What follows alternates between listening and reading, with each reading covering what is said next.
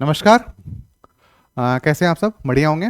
और इस बार विकास का दूसरा पार्ट, विकास का एक पार्ट तो हमने पढ़ लिया था और इस बार हम अगला भाग पढ़ेंगे। अब इनकम तो देख ली हमने, क्या सिर्फ इनकम ही मानदंड है? क्या यही पैरामीटर है जिससे हम माप सकते हैं कि कोई देश आगे है या नहीं है? तो यहां पे आगे हम देखेंगे। जैसे यहां पे लिखा है आय और अन्य मापदंड, अदर मापदंड भी हैं, अदर पैरामीटर भी हैं। जैसे देखिए यहां पे केरल, हरियाणा और बिहार, है ना? हरियाणा, केरल और बिहार, यहां पे क्या है? 2,64,729 रुपए, 2,34,435 रुपए। और बिहार का कितना है? 47,498 रुपया। तो सिर्फ ये नहीं, और भी चीजें हम देखते हैं। व्यक्तिगत आकांक्षाओं और लक्ष्यों को देखा जाए, केवल बेहतर आय के बारे में नहीं, दूसरे से आदर, आजादी, व्यवहार, सुरक्षा, स्वास्थ्य, ये सारी चीजें देखी जाती हैं। और इसी पे ये देखा गया है कि हरियाणा जो है, जो हरियाणा का प्रति व्यक्ति आय है, वो बिहार से लगभग 5 गुना है, 5 गुने से ज्यादा है ना? तो क्या बिहार और हरियाणा के जो आदर, सम्मान और या रहन सहन का ढंग होगा एकदम से 5 गुने का अंतर होगा? ऐसा नहीं है। कुछ चीजें और भी हैं जिसमें एक सपोर्ट सिस्टम होता है। वो सपोर्ट सिस्टम क्या है? तो वो सरकार है। जैसे कई आंकड़े और देखते हैं। जैसे हरियाणा में शिशु मृत्यु दर कितनी है? तो 28। केरला में इतनी। साक्षरता दर कितनी है? तो 80। केरला में 96 और बिहार में 71। निवल उपस्थिति अनुपात प्रति 100 व्यक्ति माध्यमिक स्तर पर आयु कितना है? तो 67, 77 और 55। तो इस तरीके से कई चीजें, शिक्षा, शिशु मृत्यु दर और आयु, औसत एज, एवरेज एज जो है, वो अलग अलग चीजें हैं। तो इनसे भी हम क्या देखते हैं? इनसे भी हम विकास देखते हैं, है ना? आगे चलते हैं, है ना? यहां पे शिशु मृत्यु दर, किसी वर्ष में पैदा हुए 1,000 जीवित बच्चों में से 1 वर्ष की आयु से पहले मर जाने वाले। ध्यान रखिएगा, ये शिशु मृत्यु दर कैसे नापते हैं? तो किसी वर्ष में पैदा हुए 1,000 जीवित बच्चों से 1 वर्ष की आयु से पहले मर जाने वाले बच्चों का रेशियो दिखाता है। साक्षरता दर 7 वर्ष और उससे अधिक आयु के लोग में साक्षर जनसंख्या, यहां पे ध्यान रखिएगा, साक्षरता दर है, साक्षर, जिनको अक्षर का पता हो। निवल उपस्थिति 14 तथा 15 वर्ष की आयु के स्कूल जाने वाले कुल बच्चों, उस आयु वर्ग के कुल बच्चों के साथ प्रतिशत। ठीक है, अब आगे चलते हैं अगले पेज में।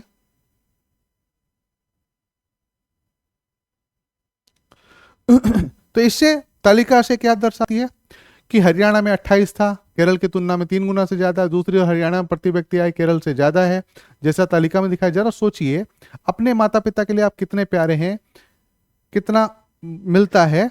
अब ये चीजें तो हो गई पर्सनल। अब ये हो गया कि सरकार द्वारा हमें क्या क्या दिया जाता है, सार्वजनिक जो उपलब्धताएं हैं, सार्वजनिक सुविधाएं क्या क्या हैं, उसके बारे में बात करते हैं। अगला जो पॉइंट है वो है सार्वजनिक। यह आवश्यक नहीं है कि जेब में रखा रुपया सब वस्तुएं सेवाएं खरीद सके जिनकी आपको एक बेहतर जीवन के लिए आवश्यकता हो सकती है।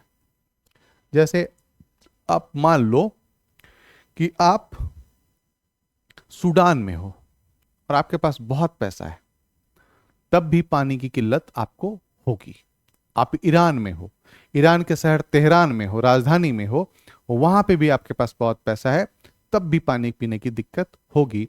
आप भारत की बात करें तो आप बेंगलुरु जैसे शहर में हो और आपको एक 2 BHK चाहिए और आपके पास बहुत पैसा हो, तो आपको भी फिर भी दिक्कत होगी। लेकिन आप दिल्ली में हो और आपको 2 BHK चाहिए, पानी चाहिए, तो आपको बहुत आसानी से ये चीजें मिल जाएंगी। तो यही कह रहा है कि आवश्यक नहीं है कि जेब रुपया सब वो वस्तुएं सेवाएं खरीद सके जिनकी आपको एक बेहतर जीवन के लिए आवश्यकता हो सकती है।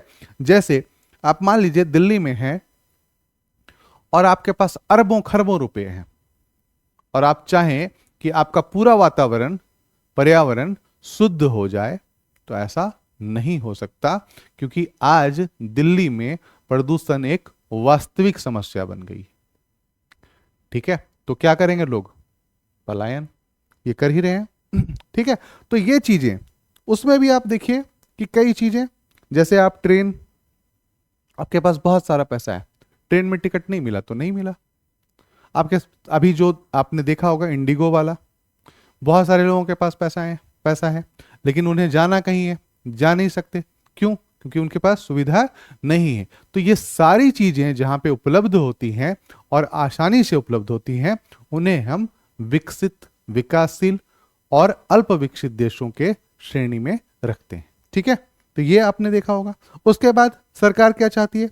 सरकार चाहती है स्कूल मिले, स्वास्थ्य मिले, ये सब चीजें विकास के साथ जुड़ जाती हैं।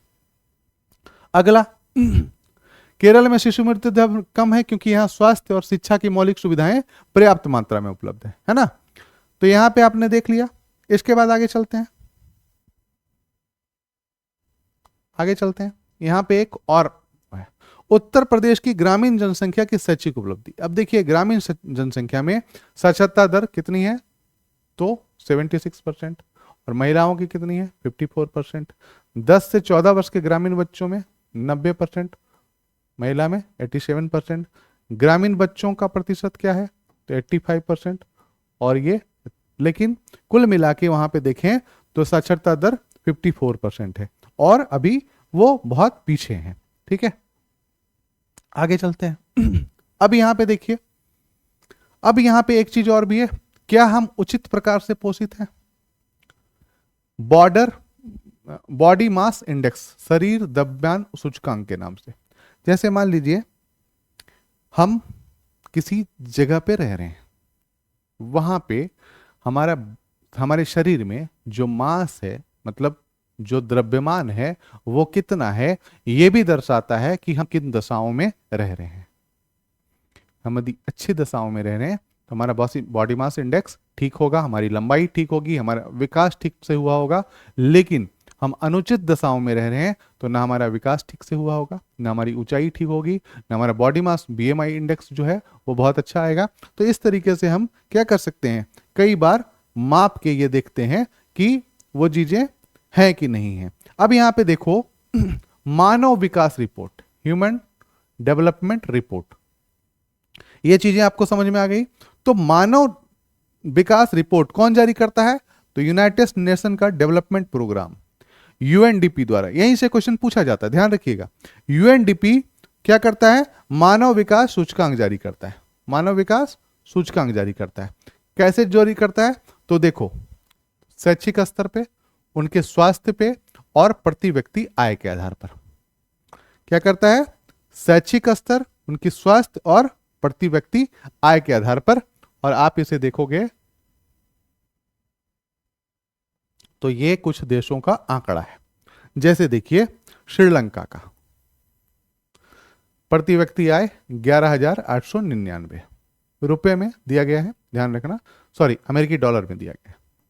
2000 परचेजिंग पावर पैरिटी में, पीपीपी मॉडल में, क्रय शक्ति समता। ठीक है, जन्म के समय संभावित आयु कितनी है? तो यहां पे इतनी है। म्यांमार की नीचे है, पाकिस्तान नीचे है, नेपाल बांग्लादेश सब लगभग नीचे हैं। बट यहां पे देखेंगे जन्म के समय संभावित आयु 67.7, म्यांमार में कम है, पाकिस्तान में कम है, नेपाल और बांग्लादेश में भारत से ज्यादा है। ठीक है, विद्यालय औसत आयु 25 वर्ष या उससे अधिक 11.2, यहाँ 6.6, 6.5, यहाँ पे और कम हो जाता है, लेकिन बांग्लादेश में शिक्षित ज्यादा है। विश्व में मानव सूचकांक में 78वें नंबर पे है कौन? श्रीलंका। भारत 134, म्यांमार पाकिस्तान 164 में, नेपाल जो है 146 में और बांग्लादेश 129 में। मतलब कुल मिला के कई जगहों पे बांग्लादेश हमसे आगे है। अब ऐसा क्यों होता है? ऐसा कई कारणों से होता है। अब ध्यान रखिएगा, अगला जब आएगा तो बहुत नीचे चला जाएगा। इसका कारण क्या है कि जो शेख हसीना की सरकार थी, उन्होंने औद्योगिकरण पे बहुत जोर दिया था, एक्सपोर्ट पे बहुत जोर दिया था, और इस क्रम में बहुत ज्यादा वहां से कपड़ों का, सिले सिलाई वस्त्रों का निर्यात होता था।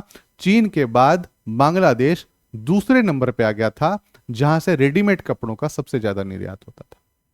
और फिर किसी की नजर लग गई, किसकी नजर? तो नॉन स्टेट एक्टर की। मैं बार बार कहता हूं, ध्यान रखिएगा, नॉन स्टेट एक्टर, मैंने बताया है कई बार। और फिर क्या किया गया है? इसको नीचे कर दिया गया। ठीक है, तो ये ध्यान रखिएगा। आगे चलते हैं।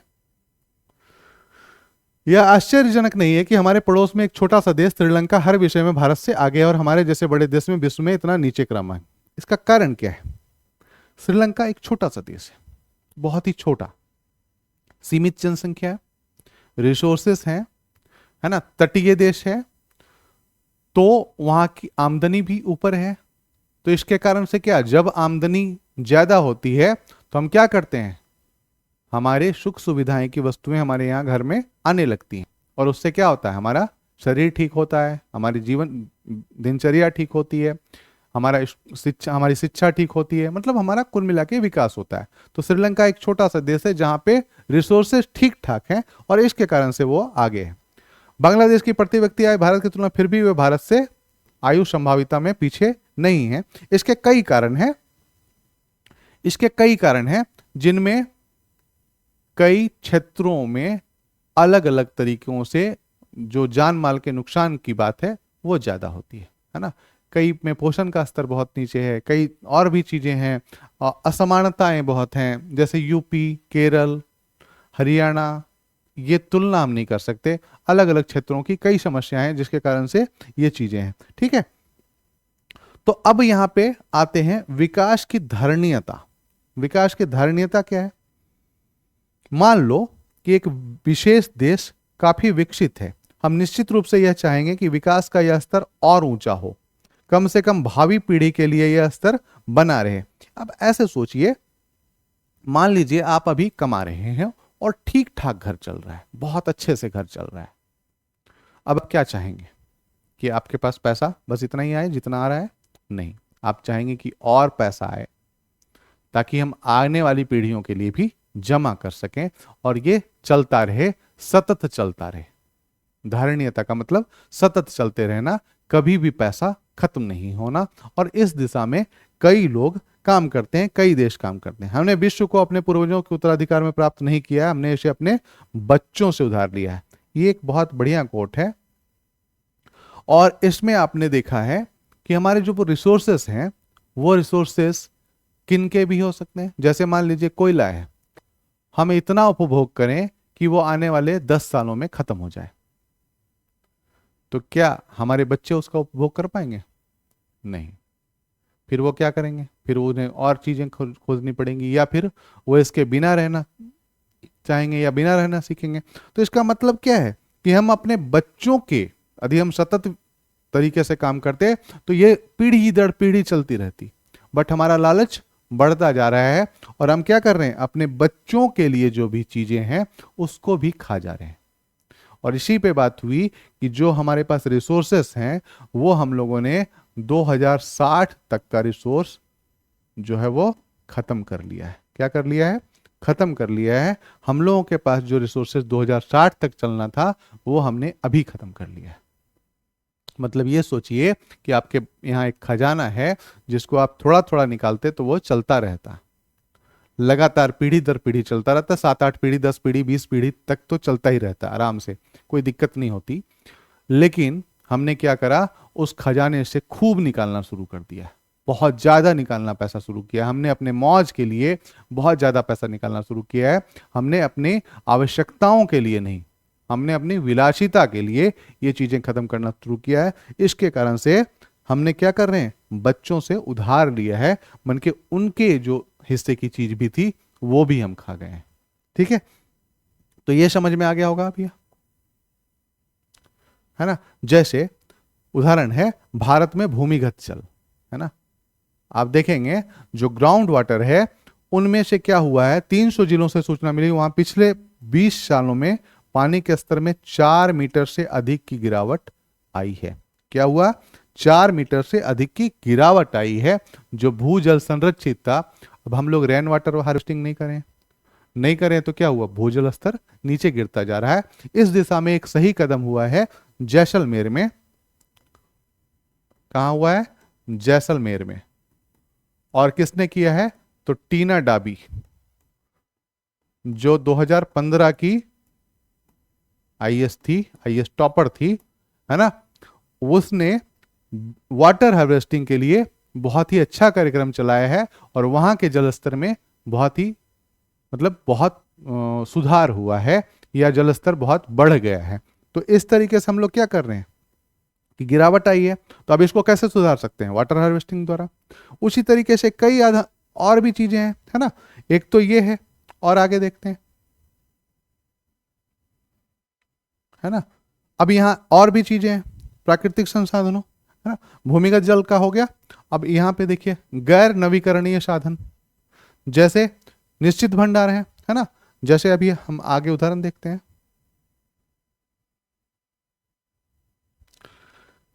कच्चे तेल, है ना। भंडारों का अनुमान कॉलम यह दर्शाती है कि कब तक चलेगा, ठीक है। 2000, यहां पे थोड़ा सा ऊपर देखो, भंडारों में चलने की अवधि कितने साल तक, मध्य पूर्व में है 836 बिलियन टन, कब तक चलेगा, 70 साल। संयुक्त राज्य अमेरिका में ये कब तक चलेगा, 10 साल। विश्व इतना है, और कितना चलेगा, 47 साल।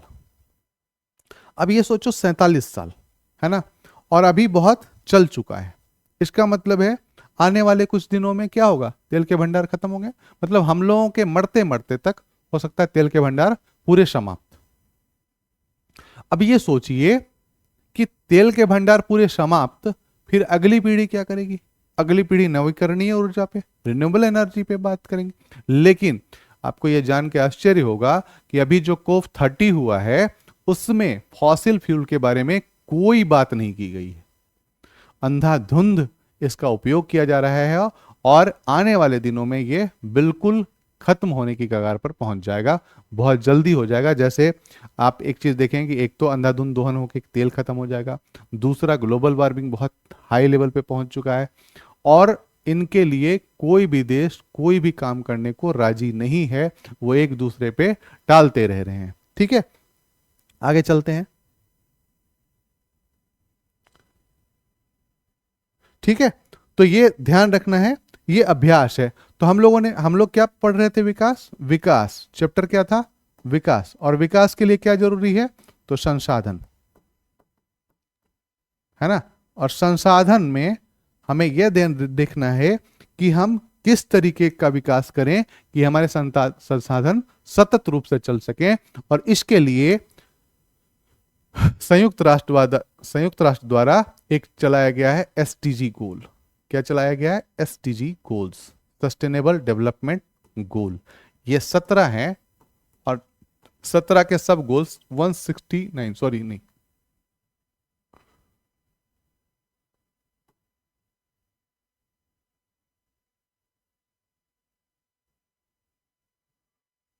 वन 159 गोल है, 159 सब गोल है, ये गोल है। ठीक है, और इसको आपको पढ़ना जरूरी है। इसको पढ़ के हर एक क्वेश्चन में, एनवायरनमेंट में, इकोनॉमी में, और इस तरीके के कोई भी जो भी डेवलपमेंट के लिए पूछा जा रहा है, उनमें से आप इनके आंकड़ों का प्रयोग कर सकते हैं, उनके लक्ष्यों का प्रयोग कर सकते हैं, जिससे आपके उत्तर बहुत ही सटीक और बहुत ही शानदार बनेंगे और अच्छे नंबर प्राप्त कर सकते हैं। आज के लिए इतना ही, फिर अगली क्लास में मिलते हैं एक नए टॉपिक के साथ। धन्यवाद।